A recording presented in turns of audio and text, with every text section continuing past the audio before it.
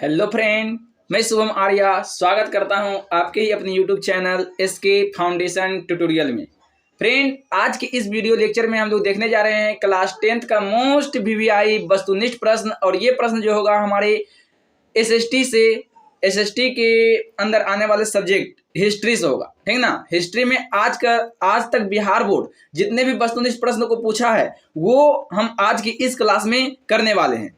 चलिए बिना वक्त गवाए हम अपने वीडियो को शुरू करते हैं। लेकिन उससे पहले आप सभी से मेरा छोटा सा रिक्वेस्ट है कि यदि वीडियो आपको पसंद आए तो इसे लाइक कीजिए, कमेंट कीजिए और अपने दोस्तों में अधिक से अधिक शेयर कीजिए। ये वीडियो आपके एग्जाम के पॉइंट ऑफ व्यू से बहुत ज़्यादा इंपॉर्टेंट रहने वाले हैं और इस वीडियो से आपके एग्जाम में सीधा सीधी क्वेश्चन टकराएगा, है ना। तो इस वीडियो को आप लोग अच्छे से देख लीजिए, अच्छे से याद कर लीजिए। और इस वीडियो में हम लोग सिर्फ और सिर्फ क्वेश्चन और उसका आंसर देखेंगे, क्योंकि कॉन्सेप्ट हम लोग काफ़ी अच्छे तरीके से देख चुके हैं और याद भी अच्छे तरीके से कर चुके हैं, ठीक ना। तो आप सभी के रिवीजन के लिए चलिए हम इस वीडियो को शुरू करते हैं, ठीक ना। आज का हमारा पहला क्वेश्चन है, हम लोग हल्का क्वेश्चन स्क्रीन पर चलते हैं। आज का हमारा पहला क्वेश्चन है 1871 में कौन सी संधि हुई थी। और ये क्वेश्चन जो है 2021 में पूछ चुका है। तो 1871 में जो हुआ था फ्रैंकफर्ट की संधि हुआ था, ठीक ना। कौन सी संधि हुई थी? फ्रैंकफर्ट की संधि हुई थी। अगले क्वेश्चन की ओर बढ़ते हैं। अगले क्वेश्चन, 1830 की क्रांति के बाद फ्रांस में किस प्रकार का शासन स्थापित हुआ था। तो 1830 की क्रांति के बाद जो है फ्रांस में किस प्रकार का शासन स्थापित हुआ था? तो संवैधानिक राजतंत्र। संवैधानिक तो था लेकिन राजतंत्र था, ठीक ना। कैसा? राजतंत्र। अगले क्वेश्चन की ओर बढ़ते हैं। अगले क्वेश्चन हमारे पास है, जर्मनी के एकीकरण के लिए कौन उत्तरदायी था। जर्मनी के एकीकरण के लिए कौन उत्तरदायी था? जर्मनी के एकीकरण के लिए कौन उत्तरदायी था? तो जर्मनी के एकीकरण के लिए जो है बिस्मार्क उत्तरदायी था, ठीक ना। कौन उत्तरदायी था? बिस्मार्क उत्तरदायी था। अगले क्वेश्चन की ओर बढ़ते हैं। अगले क्वेश्चन हमारे पास है, फ्रैंकफर्ट की संधि किस वर्ष हुई थी। अभी जस्ट ये क्वेश्चन किए हैं ऊपर। फ्रैंकफर्ट की संधि जो है 1821 ईस्वी में किए थे और ये क्वेश्चन कब पूछ चुका है? 2021 में पूछ चुका है। तो ये भी क्वेश्चन इसमें मतलब इस वीडियो में जितना भी क्वेश्चन है आपके एग्जाम के पॉइंट ऑफ व्यू से बहुत ज्यादा वीवीआई रहने वाला है। तो आप लोग कोशिश कीजिए कि इस क्वेश्चन को काफी अच्छे तरीके से याद कर लीजिए। इस प्रकार के हम जो है आप सभी के सामने 3 वीडियो लाने वाले हैं। इस वीडियो में तो हम लोग हिस्ट्री का पूरा कर लेंगे। अगले वीडियो जो आएगा उसमें हम लोग ज्योग्राफी या फिर इकोनॉमिक्स का कर लेंगे। अगला वीडियो जो आएगा उसमें हम लोग पूरा सब्जेक्ट को मिलाकर कर देंगे, ठीक ना। जितना भी हमारे पास है हिस्ट्री, ज्योग्राफी, इकोनॉमिक्स, सिविक्स, ये चारों का मिक्स क्वेश्चन रहेगा जो सबसे लास्ट वीडियो आएगा, ठीक ना। तो आप लोग इस प्रकार से इस वीडियो को देखते रहिए, ठीक ना, और अपना रिवीजन बरकरार रखिए। चलिए अगले क्वेश्चन की ओर बढ़ते हैं। अगला क्वेश्चन हमारे पास है, इटली के एकीकरण में निम्न में से किसका संबंध नहीं था। तो देखिए इटली के एकीकरण में जो है मेजनी का तो संबंध था, ठीक ना। मेजनी का संबंध था, काउंट काबर का भी संबंध था और गैरीबाल्डी का भी संबंध था। बिस्मार्क का संबंध नहीं था। अगले क्वेश्चन की ओर बढ़ते हैं। अगला क्वेश्चन हमारे पास है, इटली और जर्मनी के एकीकरण के विरुद्ध निम्न में से कौन था। तो इटली और जर्मनी के एकीकरण के विरुद्ध निम्न में से कौन था। तो इटली और जर्मनी के विरुद्ध निम्न जो था वो ऑस्ट्रिया था। अगले क्वेश्चन की ओर बढ़ते हैं, जर्मनी के एकीकरण का प्रमुख वास्तुकार कौन था। बहुत ज्यादा वीवीआई क्वेश्चन है। जर्मनी के एकीकरण का प्रमुख वास्तुकार कौन था? तो वो बिस्मार्क था। जर्मनी के एकीकरण का प्रमुख वास्तुकार कौन था? बिस्मार्क था। अगले क्वेश्चन की ओर बढ़ते हैं, फ्रैंकफर्ट की संधि पर हस्ताक्षर कब हुई थी। तो फ्रैंकफर्ट की संधि पर जो हस्ताक्षर हुआ था वो 1871 ईस्वी में हुआ था। अगले क्वेश्चन की ओर बढ़ते हैं, काउंट काबर को विक्टर इमैनुअल ने किस पद पर नियुक्त किया था। तो काउंट काबर को विक्टर इमैनुअल जो है वो प्रधानमंत्री पद पर नियुक्त किया था, ठीक ना। किस पद पर? प्रधानमंत्री के पद पर। अगले क्वेश्चन की ओर बढ़ते हैं। अगला क्वेश्चन हमारे पास है, रक्त एवं लौह की नीति का अवलंबन किसने किया था। रक्त और लौह की नीति का अवलंबन किसने किया था। तो रक्त और लौह की नीति का अवलंबन, देखिए ये क्वेश्चन जो है बहुत ज्यादा वीवीआई है। 2011 में पूछा, 2017 में पूछा और 2020 में पूछा। हो सकता है कि आपके भी एग्जाम में क्वेश्चन टपक जाए, ठीक ना। तो ये सब क्वेश्चन को ध्यान से देखिए। इस वीडियो का प्रत्येक क्वेश्चन आपके एग्जाम के पॉइंट ऑफ व्यू से वीवीआई है, ठीक ना। तो रक्त एवं लौह की नीति का अवलंबन किसने किया था। तो बिस्मार्क किया था। अगले क्वेश्चन की ओर बढ़ते हैं, यूरोप का मरीज किसे कहा जाता है। यूरोप का मरीज किसको कहते हैं। तो यूरोप का जो मरीज है वो तुर्की को कहते हैं, ना। यूरोप का मरीज किसको कहते हैं? तुर्की को कहते हैं। अगले क्वेश्चन की ओर बढ़ते हैं, यंग यूरोप का अस्थायी संस्थापक कौन है। तो यंग यूरोप का जो संस्थापक है कौन है। तो मेजनी है, ठीक ना। आपको पता होगा कि मेजनी जो है इटली के एकीकरण के लिए कुल 2 संगठन का स्थापना किया था, एक यंग इटली और एक यंग यूरोप। यंग इटली का जो संस्था था उसका तो स्थापना 1831 ईस्वी में किया था, ठीक ना, 1831 में। और यंग यूरोप जो था उसका स्थापना 1834 ईस्वी में किया था। तो ये भी क्वेश्चन आपके एग्जाम में पूछ सकता है, याद रखेंगे। अगले क्वेश्चन की ओर बढ़ते हैं। टीपू सुल्तान कहाँ के शासक थे? टीपू सुल्तान जो है वो कहाँ के शासक थे? तो टीपू सुल्तान जो है मैसूर के शासक थे ना। कहाँ के शासक थे? मैसूर का शासक थे। और मैसूर कहाँ पड़ता है? तो कर्नाटक में पड़ता है, ठीक ना, कर्नाटक में पड़ता है। अगले क्वेश्चन की ओर बढ़ते हैं। अगला क्वेश्चन हमारे पास क्या है? किस युद्ध के बाद जर्मनी की एकीकरण पूरा हुआ था? तो सेडोन के युद्ध के बाद क्या हुआ था? जर्मनी का एकीकरण पूरा हुआ था। अगले क्वेश्चन की ओर बढ़ते हैं। गैरीबाल्डी पेशे से क्या था? तो गैरीबाल्डी जो है वो पेशे से क्या था? तो गैरीबाल्डी पेशे से क्या था? एक नाविक था, ठीक ना, क्या था? एक नाविक था। अगले क्वेश्चन की ओर बढ़ते हैं। जर्मन रायन राज्य का निर्माण किसने किया था? जर्मन रायन राज्य किसने किया था? ये क्वेश्चन देखिए आपके एग्जाम में 2014 में पूछ चुका है, 2016 में पूछ चुका है, 2022 में पूछ चुका है, ठीक ना। तो जर्मन रायन राज्य का निर्माण किसने किया था? नेपोलियन बोनापार्ट किया था। अगले क्वेश्चन की ओर बढ़ते हैं। सन 1870 में फ्रांस और पर्सा के बीच युद्ध कहाँ हुआ था? तो सन 1870 में फ्रांस और पर्सा के बीच के युद्ध को हम लोग कहते हैं सेडोन का युद्ध। और सेडोन का एक स्थान सेडोन में हुआ था, ठीक ना। अगले क्वेश्चन की ओर बढ़ते हैं। इटली के एकीकरण में निम्न में से किसने योगदान दिया था? तो इटली के एकीकरण में जो है मेजनी भी योगदान दिया था, गैरीबाल्डी भी योगदान दिया और काउंट काबुर भी योगदान दिया था। यानी इनमें सभी हो जाएगा इसका right answer option number D. अगले क्वेश्चन की ओर बढ़ते हैं। वियना सम्मेलन कब हुआ था? तो वियना सम्मेलन जो है कब हुआ था? 1815 ईस्वी में हुआ था, ठीक ना। वियना सम्मेलन कब हुआ था? 1815 ईस्वी में हुआ था। अगले क्वेश्चन की ओर बढ़ते हैं। जाल बेरिन संबंधित है? तो देखिए जाल बेरिन यहाँ ऐसे भी पूछ सकता है, जाल बेरिन किस प्रकार का संस्था है? जाल बेरिन जो है एक प्रकार के व्यापारियों का संस्था है, ठीक ना। जाल बेरिन कैसी संस्था है? व्यापारियों की संस्था। अगले क्वेश्चन की ओर बढ़ते हैं। जेनेवा संधि कब हुई थी? जेनेवा संधि कब हुई थी? तो जेनेवा संधि जो है 1954 ईस्वी में हुआ था। अगले क्वेश्चन की ओर बढ़ते हैं। युद्ध और शांति की पुस्तक किसकी है? तो युद्ध और शांति जो है यानी वार एंड पीस, ठीक ना, वार एंड पीस किसकी है? लियो टोल्स्टॉय का है, ठीक ना, लियो टोल्स्टॉय का है। अगले क्वेश्चन की ओर बढ़ते हैं।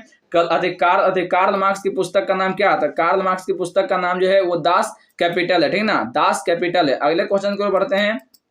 रूस की बोल्शेविक क्रांति का नेतृत्व किसने किया था? तो रूस में जो बोल्शेविक क्रांति हुआ था उसका बोला नेतृत्व किसने किया था? तो रूस का बोल्शेविक क्रांति का नेतृत्व किया था? लेनिन किया था, ठीक ना, लेनिन। ये क्वेश्चन बहुत ज्यादा इससे भिवियाई रहता है कि लेनिन का मृत्यु कब हुआ था? तो 1924 आप लोग याद रखेंगे, ठीक ना, 1924 में लेनिन का मृत्यु हुआ था। अगले क्वेश्चन की ओर बढ़ते हैं। समाजवादियों की बाइबल किसे कहा जाता है? समाजवादियों का बाइबल जो है दास कैपिटल को कहा जाता है। और दास कैपिटल किसकी रचना है? तो दास कैपिटल जो है कार्ल मार्क्स की रचना है, ठीक ना, जिनको वैज्ञानिक समाजवाद का जनककर्ता भी कहते हैं हम लोग। अगले क्वेश्चन की ओर बढ़ते हैं। साम्यवादी शासन का पहला प्रयोग कहाँ हुआ था? तो देखिए साम्यवादी शासन का जो पहला प्रयोग हुआ था वो रूस में हुआ था। कहाँ हुआ था? रूस में हुआ था। अगले क्वेश्चन की ओर बढ़ते हैं। कार्ल मार्क्स का जन्म कहाँ हुआ था? तो कार्ल मार्क्स का जो जन्म हुआ था, है ना, कार्ल मार्क्स का जन्म कहाँ हुआ था? तो कार्ल मार्क्स का जन्म जर्मनी में हुआ था, है ना, जर्मनी में। और ये भी पूछ सकता है किस स्थान पर? जर्मनी के रायन प्रांत के ट्रियर नामक नगर में हुआ था, ठीक ना। आप लोग इसको भी याद कर लीजिएंगे, जर्मनी के रायन प्रांत के ट्रियर नामक नगर में। अगले क्वेश्चन की ओर बढ़ते हैं। बोल्शेविक क्रांति कब हुई थी? तो बोल्शेविक क्रांति जो है नवंबर 1917 में हुआ था, ठीक ना। बोल्शेविक क्रांति कब हुआ था? नवंबर 1917 में। अगले क्वेश्चन की ओर बढ़ते हैं। दास कैपिटल का प्रकाशन कब हुआ था?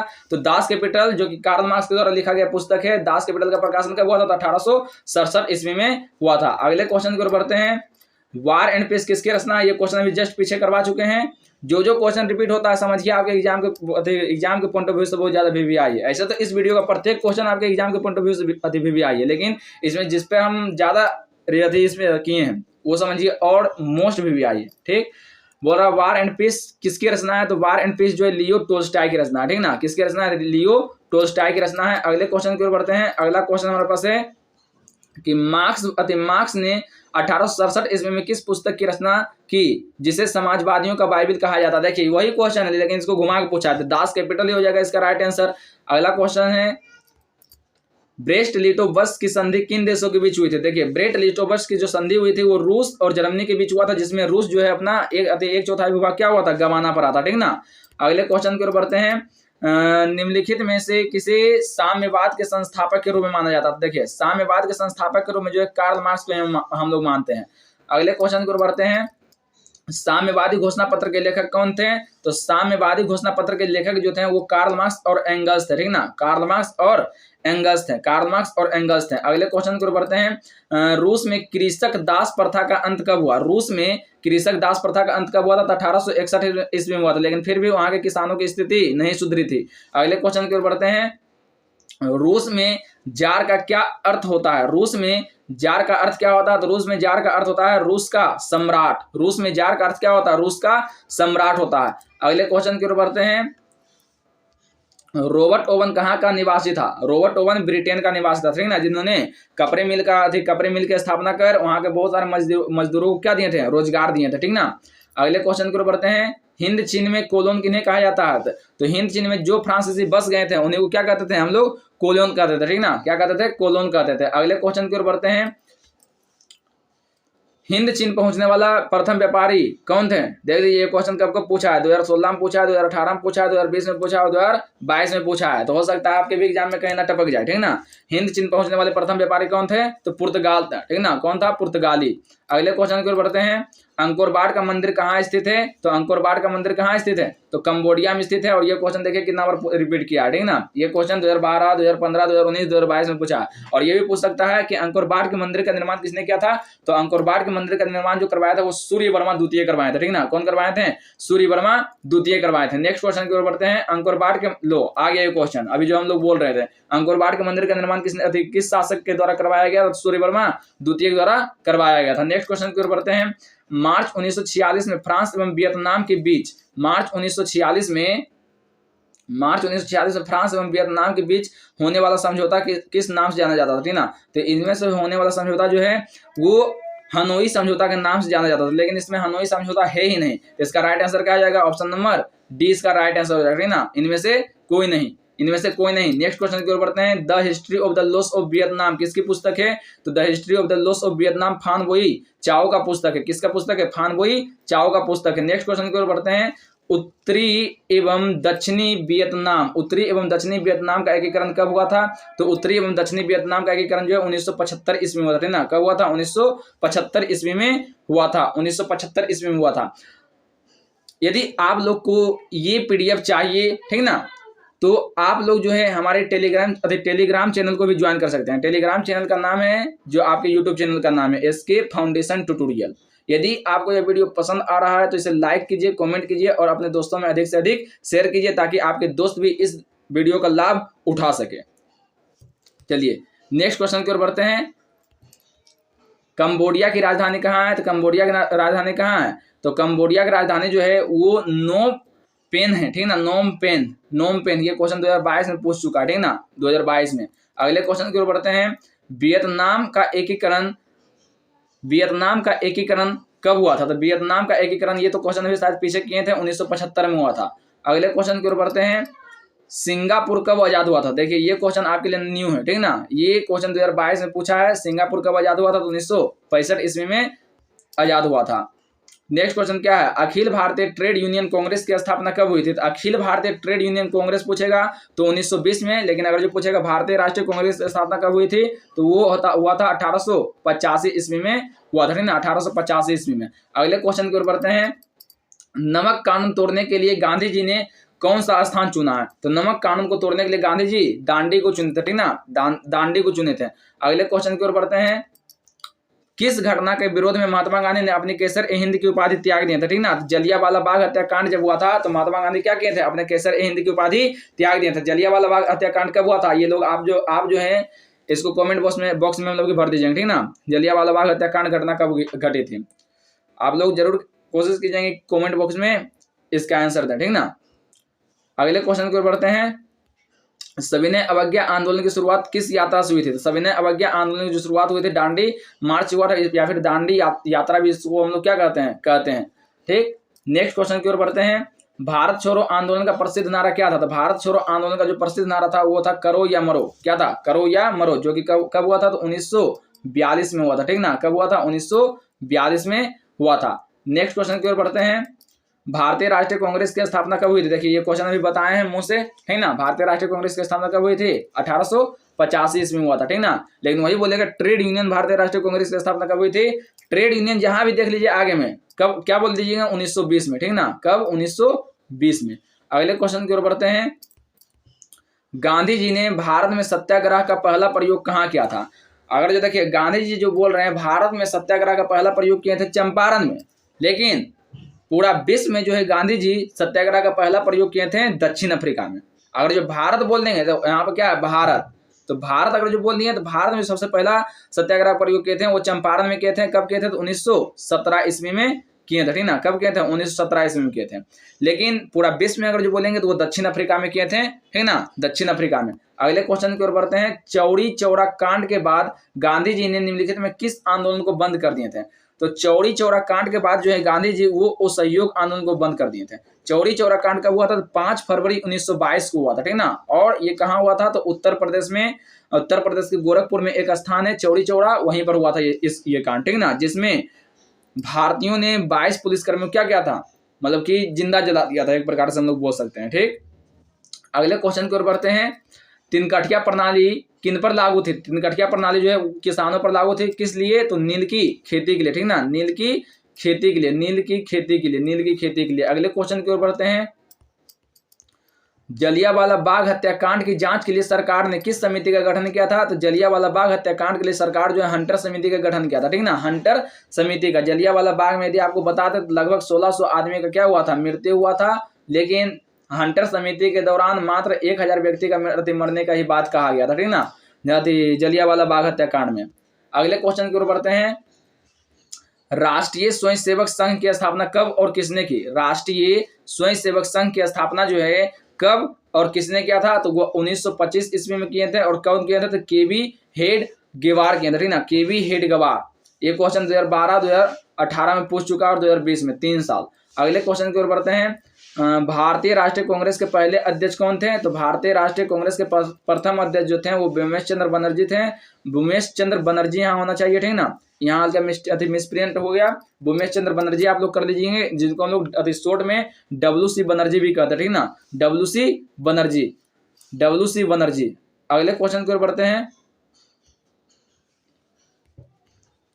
सिपाही विद्रोह कब हुआ था? देखिए 1857 की क्रांति को हम लोग सिपाही विद्रोह के नाम से जानते हैं, ठीक ना, जिसमें मंगल पांडे, जिसमें मतलब कि कौन कौन थे? बैरकपुर छावनी से मंगल पांडे थे, ठीक ना, फिर अपने बिहार से बाबू वीर कुंवर सिंह थे, फिर बहादुर शाह जफर थे दिल्ली से, और भी बहुत सारा क्या कर रहे थे क्रांतिकारी इसमें लड़ाई कर रहे थे, किंतु ये लड़ाई क्या हुआ?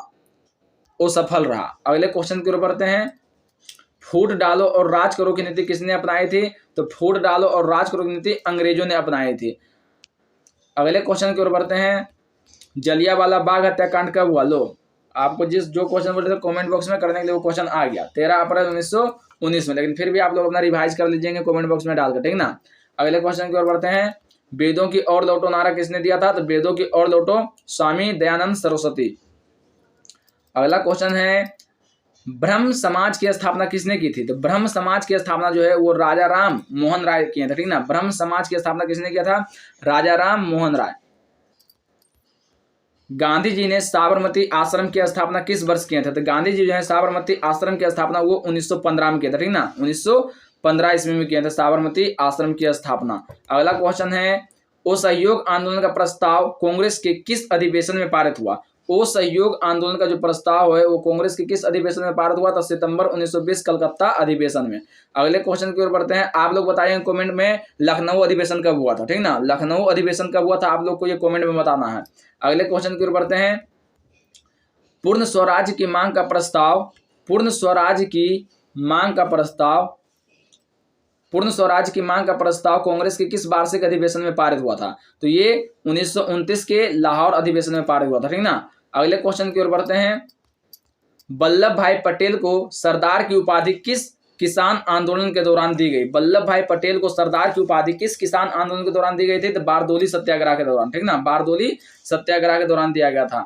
आप लोग को यह बताना है कमेंट में कि बारदोली सत्याग्रह कब हुआ था, ठीक ना, बारदोली सत्याग्रह कब हुआ था और किसके द्वारा हुआ था? ऐसा तो इसमें बता ही दिया है किसके द्वारा हुआ था, आपको बताना है कमेंट बॉक्स में कि कब हुआ था, ठीक। अगले क्वेश्चन की ओर बढ़ते हैं। किस वर्ष साइमन कमीशन भारत आया था? तो देखिए साइमन कमीशन जो पहली बार प्रथम बार अगर जो पूछेगा तो वो था 1922 में, लेकिन यहाँ सिर्फ बोल रहा किस वर्ष भारत आया था, तो वो 1928 में, ठीक ना। इसका राइट आंसर हो जाएगा 1928, जिसका भारतीयों ने क्या किया था? डटकर सामना किया था और साइमन कमीशन वापस जाओ का नारा लगाया था। क्यों ऐसा किया था? क्योंकि उसमें इस कमीशन में एक भी भारतीयों को नहीं रखा गया था। ये लोग आप लोग ध्यान में रखिएंगे।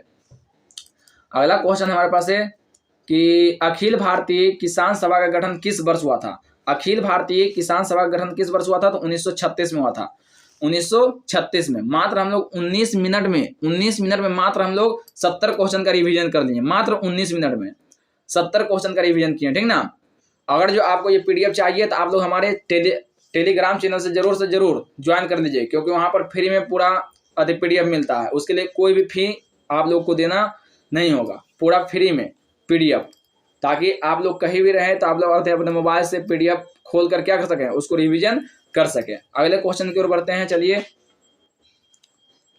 अगला क्वेश्चन हमारे पास है, हिंद स्वराज पुस्तक के लेखक कौन थे? तो हिंद स्वराज नामक पुस्तक के लेखक कौन थे? तो वो महात्मा गांधी, ठीक ना। कौन थे? महात्मा गांधी। हिंद स्वराज महात्मा गांधी थे, ठीक ना, महात्मा गांधी। चलिए, अगला क्वेश्चन हमारे पास है, रंपा विद्रोह कब हुआ था? तो रंपा विद्रोह जो है 1916 में हुआ था। आप लोग को बताना है खोंड विद्रोह कब हुआ था, ठीक ना। क्या? खोंड विद्रोह। कमेंट सेक्शन में बताइए खोंड विद्रोह कब हुआ था।